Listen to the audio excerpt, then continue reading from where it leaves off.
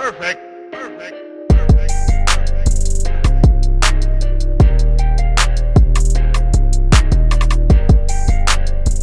How is it going, Bears fans? Welcome back to another episode of Beared Down Uncut, the show where we talk everything Bears every day of the week.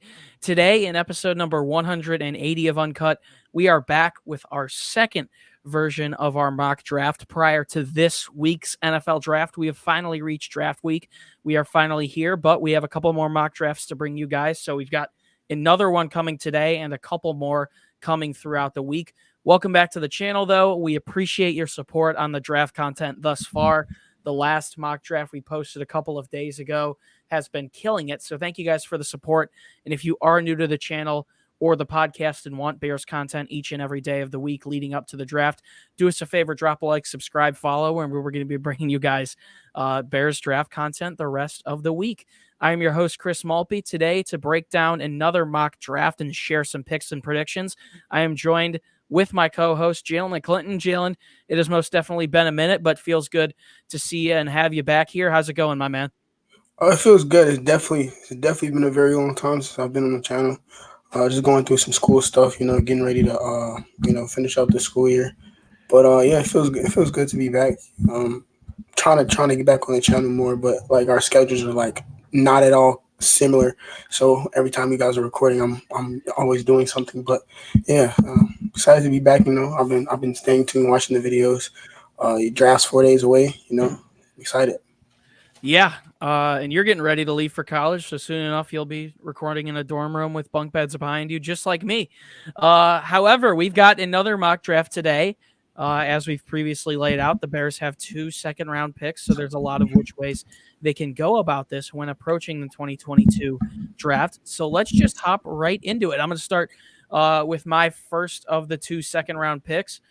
This time, instead of going wide receiver first, I went offensive line first. I decided protection and weapons are both equally as helpful for Justin Fields, but decided to go protection first this time. I went with Tyler Smith, interior offensive lineman out of Tulsa, coming out of the American Athletic Division there in the NCAA. He is someone who has played across the line. He's played tackle. He's played guard as well. But overall, he is going to make an NFL offense tougher and stronger. He is someone who just jumps off the screen when you watch his tape. Hands are very erratic at the line of scrimmage and is very aggressive and has earned some of the labels Mauler as well as road grader in the NFL. So I think he could be developmental starting guard in this league. He is someone who has great body control and can continue to force problems on the line, especially against a lot of defensive ends as well as tackles. So overall, he's got really good placement and timing. I think the Bears could use any help they could get there up front on the offensive line, only picking up Lucas Patrick this offseason.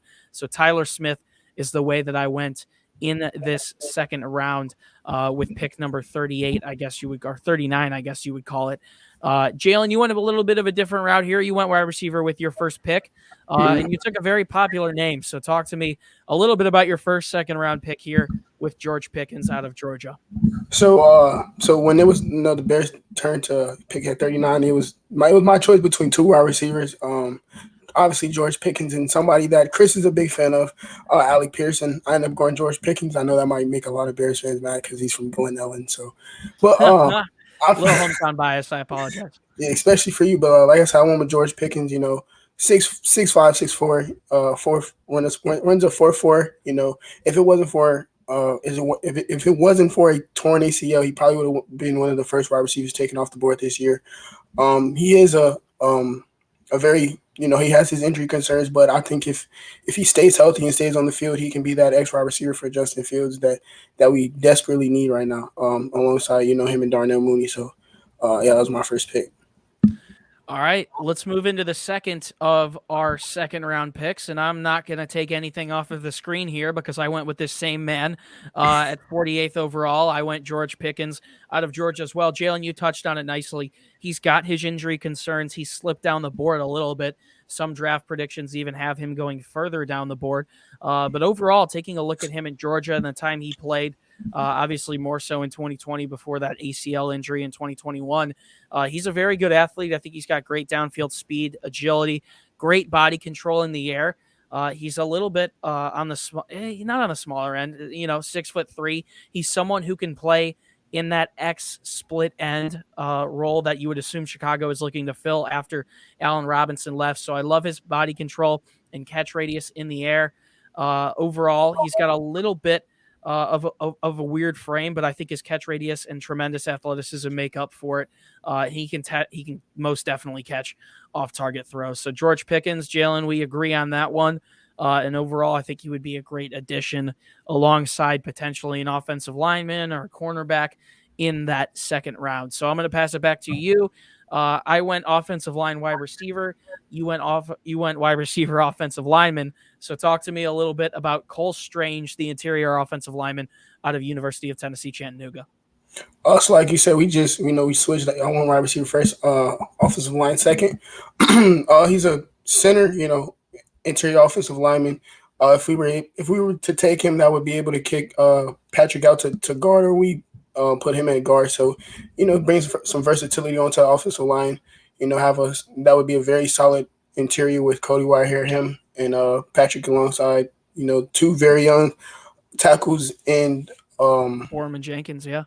Yeah, so still, a long way to go to have a complete offensive line that we're, confident in and protecting for Justin Fields. But this is just another young, high upside guy to bring together that offensive line. Yeah. And I think you and I went on a pretty similar strategy with our offensive line picks, obviously trusting those tackles on the outside in Borum and Jenkins. Saw some good play out of Borum last year. Jenkins obviously injured a majority of the year, but you would hope he'd be a cornerstone there at offensive tackle. So going interior on the offensive line, whether that be a guard position or the center, is the way that we both went in the second round. Now moving to round 3, this is a really, really interesting round because the Bears have a pick at 71. There's definitely going to be some talent that falls down there late in the third round. So I went with an offensive tackle here, actually, someone who could potentially come in and compete or push both Borum and Jenkins. I went Abraham Lucas out of Washington State. He's someone who was mocked earlier in around the second round earlier, but once again has had his name fall down just a tad bit. Still was a redshirt senior out of Washington State, played some really good football up there in the Pac-12. So overall, I love his reactive abilities. I think he's someone who is very snappy on the offensive line and can quickly move using his lateral agility to be able to make blocks on the outside, especially in the passing game. We saw Justin Fields struggle with a poor offensive line last year. Overall, I think as much talent as you can get on this offensive front is going to be huge. So I think overall bringing in someone like Abraham Lucas with good range and his ability to be able to defend, especially when edge rushers are looking to speed rush and also potentially blitz. I think he's a bigger guy, has a big frame overall, and is someone who could come in and be very successful in Chicago, potentially start alongside Tevin Jenkins or be a really solid backup piece there with Jenkins and Borum taking the role in 2022. So Abraham Lucas is the way I went with this third round pick. Jalen, I'm going to toss it back to you. You decided to finally address the defensive side of the ball here in round 3. I do like that you went only offense in the second round, but we saw the Bears lose some depth at linebacker this offseason.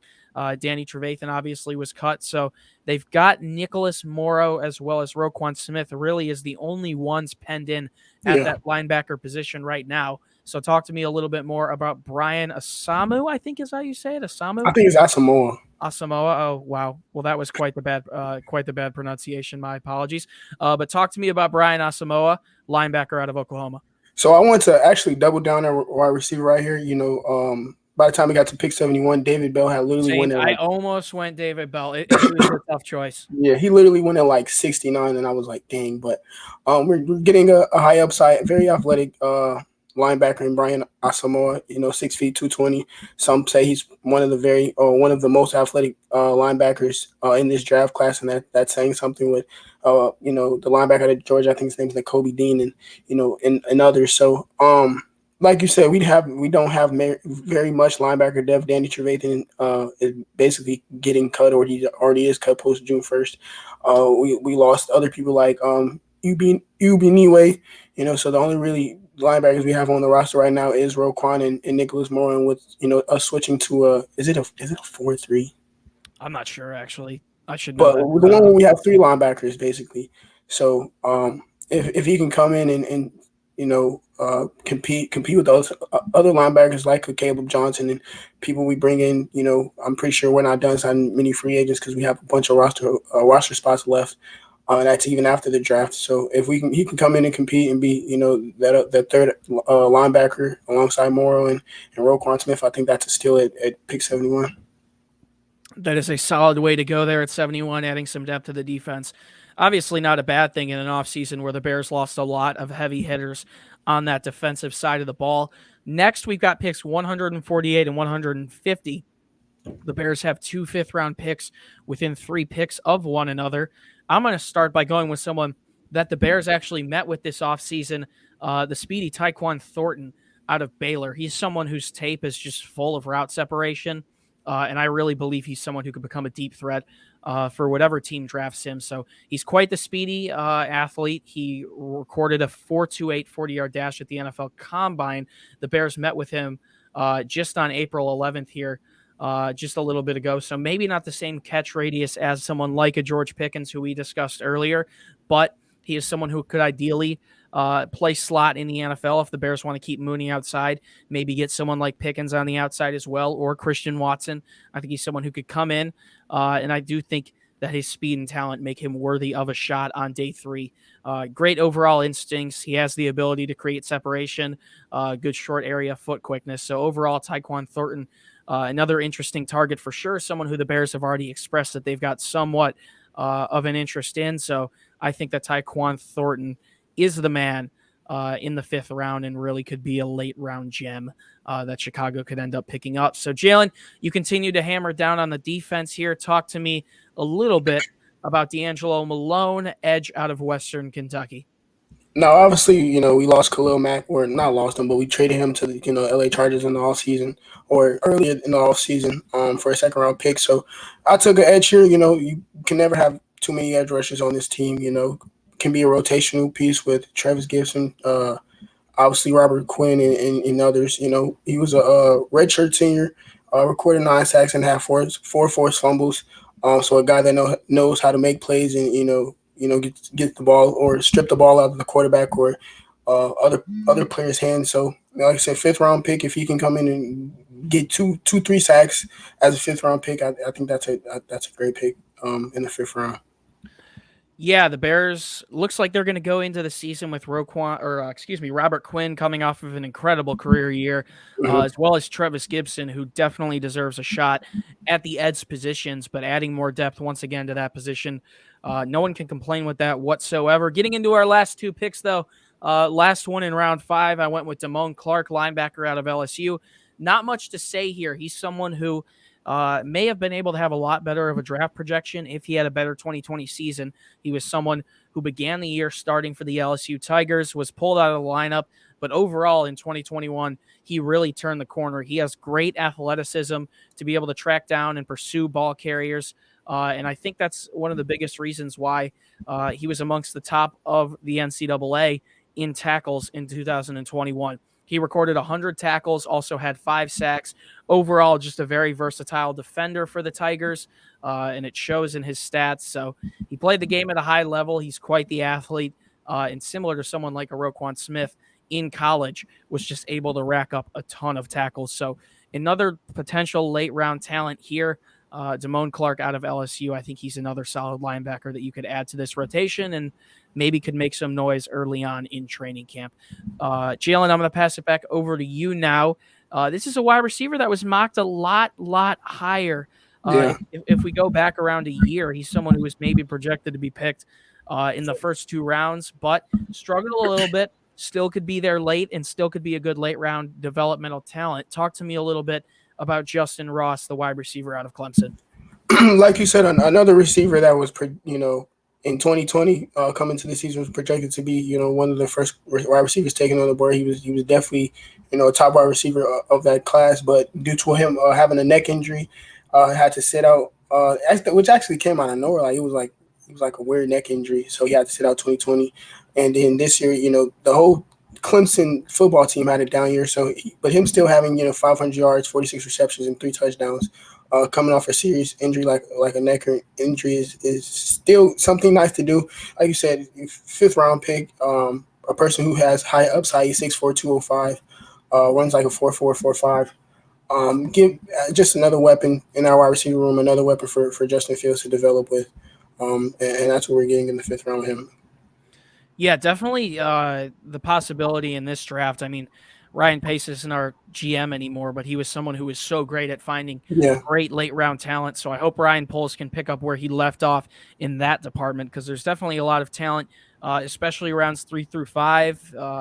Especially if the Bears look to trade back with one of those second round picks, they could find some really good talent there on day 3. But we've got one more round to go, round 6. Players that are going to hopefully be scrapping to make the roster or the practice squad. So I simply went with Josh Thompson, cornerback out of Texas.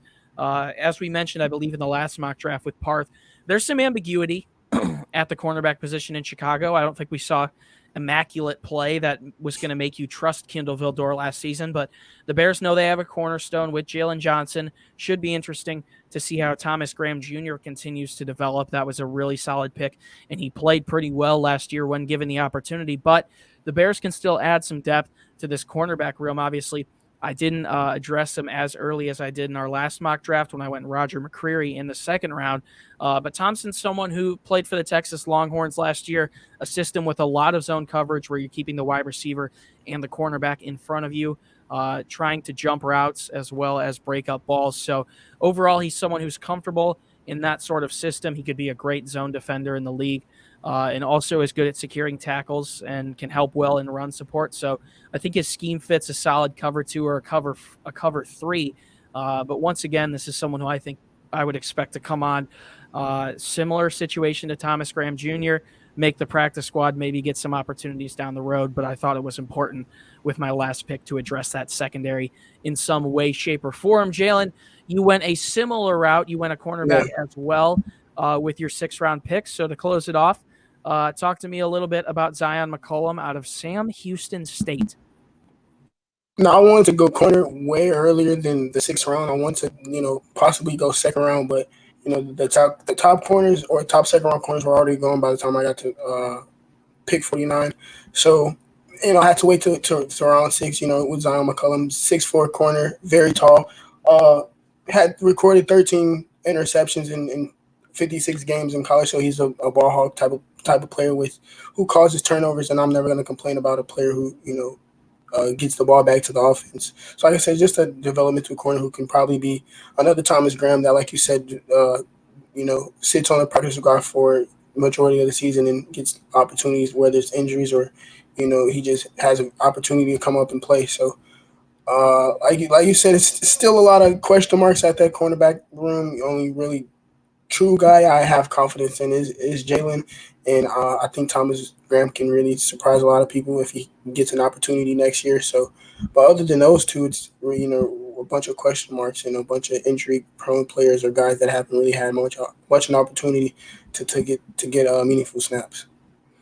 Yeah, the Bears secondary definitely with some question marks. However, even though you and I didn't prioritize defense late, I Yeah, am glad that we went offense with both of our second-round picks. yeah, The goal of this team, I wouldn't say we've imploded, but the Bears had a little bit of a fire sale. So the motto right now should be building around Justin Fields, and that's what we did in our mock drafts. I hope that's what they do when the time rolls around for them to pick on Friday night. But thank you guys so much for tuning into episode number 180 of Uncut, our second mock draft. I'm sure we're going to have at least 1 or 2 more coming this week from Monday to Thursday. So if you haven't already, do us a favor, drop a like, subscribe, follow for the most comprehensive Bears draft coverage on the web. And we're going to be covering the Bears throughout the entirety of the regular season, regardless of how it goes. So be sure to stick around. We're going to be bringing you guys Bears content all year. If you want more content from us outside of the podcast, head over to our website, beareddown.com. If you would like to find the podcast on Instagram or Twitter, you can find it on both platforms at Beared Down. And I think I accidentally said at Beared Down for our website. It's beareddown.com. But you can find us on social media as well at Beared Down. And finally, you can find the links to all of our personal social media pages down in the description for myself, as well as Jalen and our other co-host, Parth Shaw. It's another great way to interact with us, and you can see our thoughts on all things Bears, the entirety of the National Football League, and all of Chicago sports. So, Jalen McClinton, feels good to have you back for sure. A little bit of a sour day. The Cubs are losing, the Sox are losing, the Bulls lost, and their season is looking like it's going to be over here relatively soon. But exciting to get the Bears back this week. I really love the NFL draft. I think this time of year is our bread and butter. But any last words before we sign off?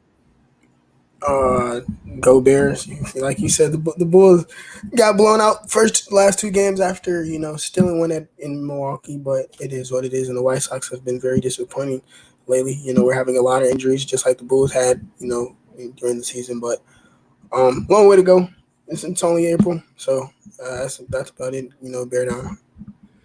Only up from here. And hopefully Definitely. on Friday night, Ryan Poles and the Bears can put a little bit of a better taste in Chicago sports fans' mouths, because it's been a little brutal to watch recently. But fun following the MLB, fun following the NBA playoffs. A lot going on. I'm excited that football's about to get back and running here very soon. Guys, it's been a pleasure to be your host. Once again, my name is Chris Maltby. And Bears fans, as always, do us a favor and stay safe and bear down. We'll see you in the next one. Draft coverage coming all week, and that's pretty much it.